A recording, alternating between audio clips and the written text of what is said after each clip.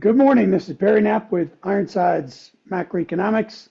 It's 7:30 a.m. Mountain Time. Market just opened. Fairly quiet opening, except for the bond market, which has had a quite of a wild ride since Friday morning's payroll report.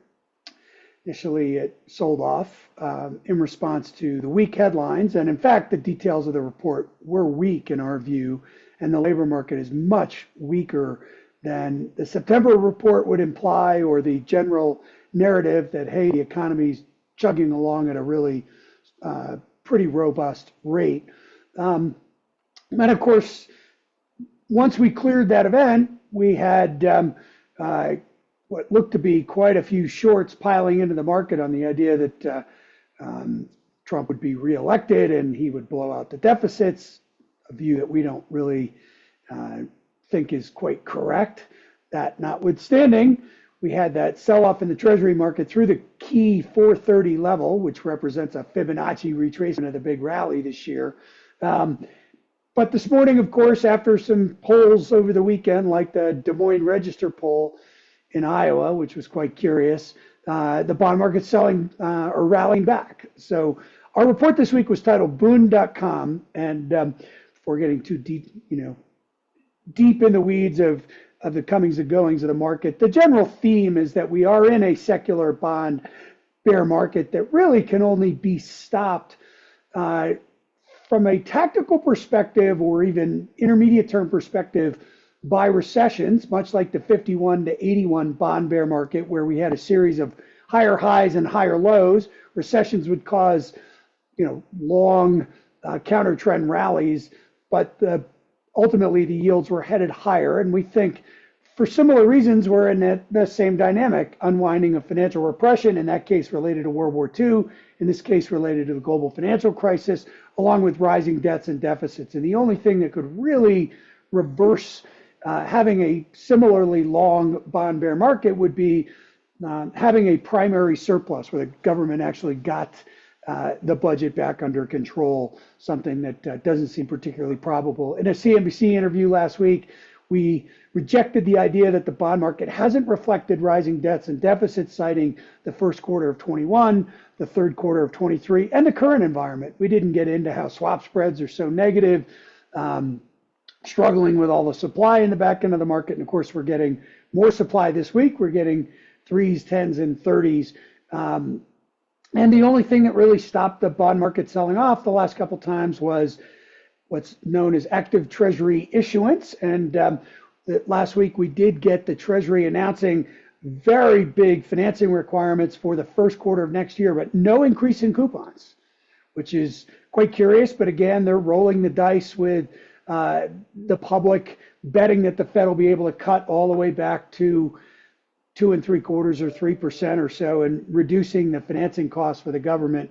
We think that that's not how they should be approaching it, and we think the Fed should not be enabling this behavior.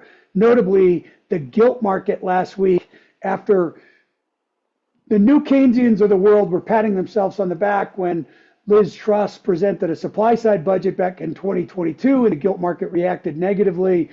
This go around, we had a labor government present higher taxes and higher spending, and the gilt market rejected that as well. Very much like the U.S., they need to get their budgets under control by cutting spending. So we then went on in the note to talk a lot about election year uncertainty.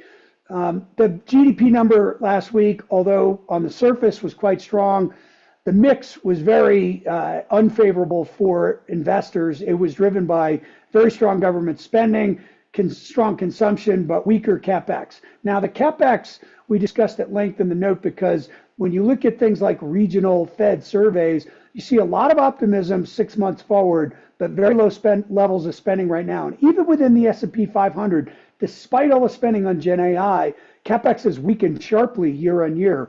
So there is a lot of election year uncertainty, and I hope that we'll have a more stable environment going forward next year. We think that's probably right, except in the outcome of a blue wave where we would have a significant increase in capital gains and corporate tax rates. Otherwise, we probably do have a better environment, more stable environment, and capex picks up going into 2025.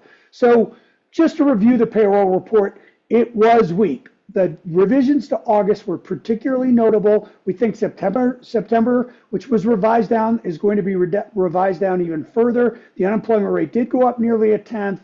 The underlying tone of the labor market is weak. That keeps the Fed on track to ease another 25 basis points. And if we're right, at least another 25 basis points in December, because we think when we get next month's payroll report, it will have more negative revisions and will be weak. And the only aberration in recent employment reports was that initial September print, which we think when all is said and done will no longer exist. They do need to have a discussion about QT. RRP balances are falling sharply. Again, these are details you could get if you're a full subscriber and got to see all the notes, because we really dug in on all this stuff. So having said all those bearish things about the Treasury market, because the labor market is weak and there's this fear that Trump is going to blow out deficits that we don't think is quite right, there may be an opportunity to actually buy the back end of the Treasury market for a counter trend rally post-election. But we'll see what happens tomorrow night. Stay tuned to more from us. Barry Knapp from Ironsides. Have a good week, everyone. Thank you.